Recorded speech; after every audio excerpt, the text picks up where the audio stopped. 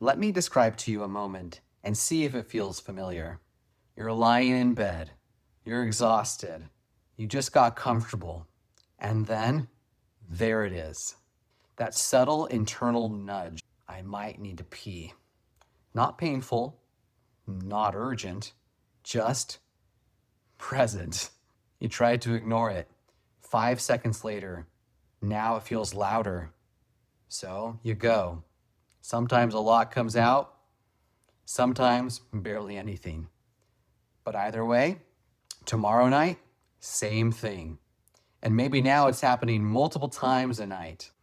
Here's the strange part. For many people, their bladder isn't the main problem. Their brain-bladder relationship is. Let's become more aware together.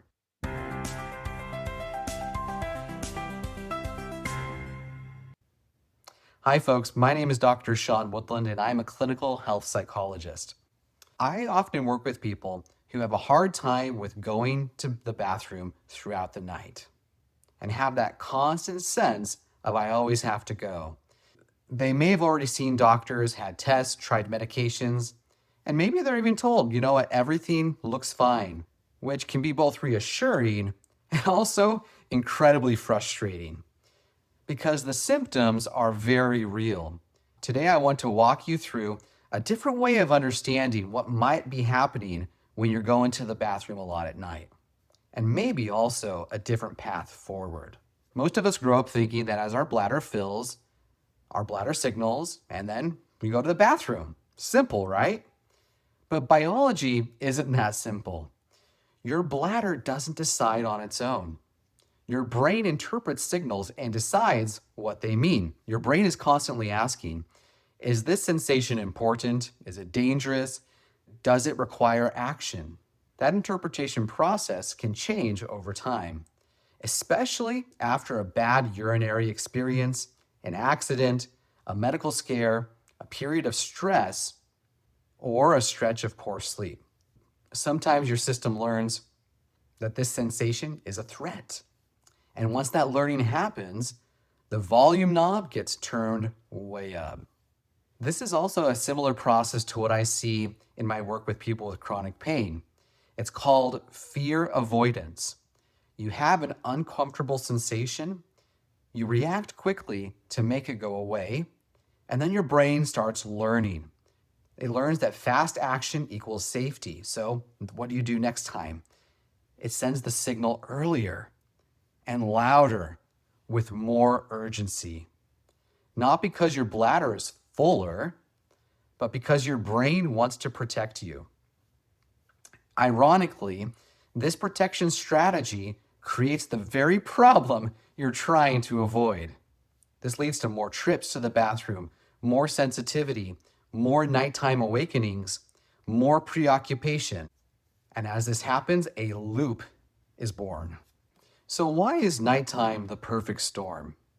Let's say you wake up slightly, your mind is quieter, you become more aware of your body, a tiny bladder sensation appears, and then your brain says, well, I'm already awake, so you go. Now what happens is really interesting. Your brain pairs that nighttime awakening with going to the bathroom. And then after enough repetitions of this, your bladder can start waking you up on purpose, even when it isn't full. Not because it's broken, but because it's been trained.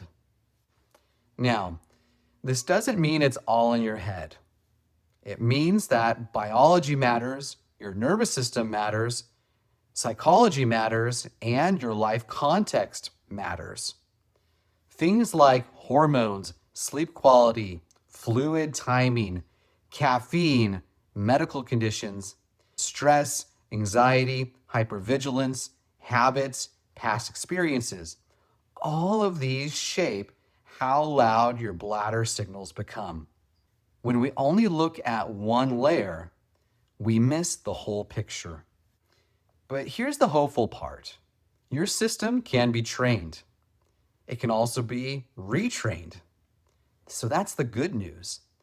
Not through forcing it, not through holding it forever, not through shaming yourself, but through gentle, systematic retraining.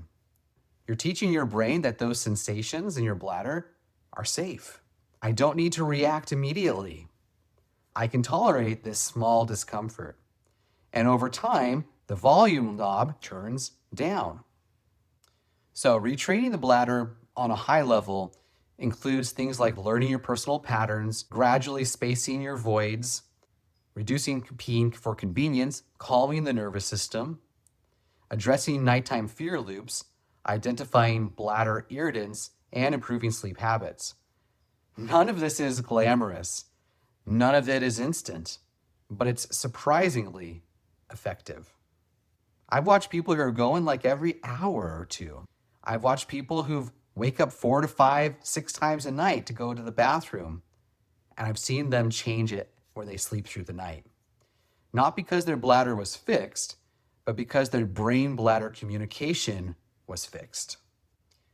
Now, sometimes people, when they do this on their own, can struggle. People try to just hold it longer. That can often backfire because without structure, holding becomes tense. Tense holding then increases your perception of a threat. Threat then increases urgency. So what we want to do, we want to make changes that are planned, gradual, compassionate, and data informed. That can be very different than just trying to grin and bear it. To help people along this path, I created a step-by-step guide that helps you through bladder retraining. It walks you through understanding your pattern, the brain-bladder loop, fear avoidance, and then also biological, psychological, and social contributors to nocturia. It helps with specific retraining strategies and also has worksheets and logs to help you along your path. So you're not guessing anymore. You're following a roadmap. Check the link below to get your own copy of this guide. Now, a lot of people worry, what if I ignore a real medical problem? Of course, that matters. This approach is meant for people who have already ruled out or are already managing effectively medical causes of nocturia. If something is new, severe, painful, bloody, or rapidly changing, that's a medical conversation first. Retraining comes after, not in place of. So what do I want you to hear from this? You're not broken. You're not weak. You're not failing. Your nervous system learned a protective pattern. Patterns can change with patience, structure, and with kindness. If this video felt like it described you and you'd like a clearer plan, I built the workbook for you. The link is in the description. And if you're comfortable sharing, tell me in the comments how many times you're waking at night to go to the bathroom. You're not alone in this. And as you and I both recognize that, we'll become more aware together, one step at a time.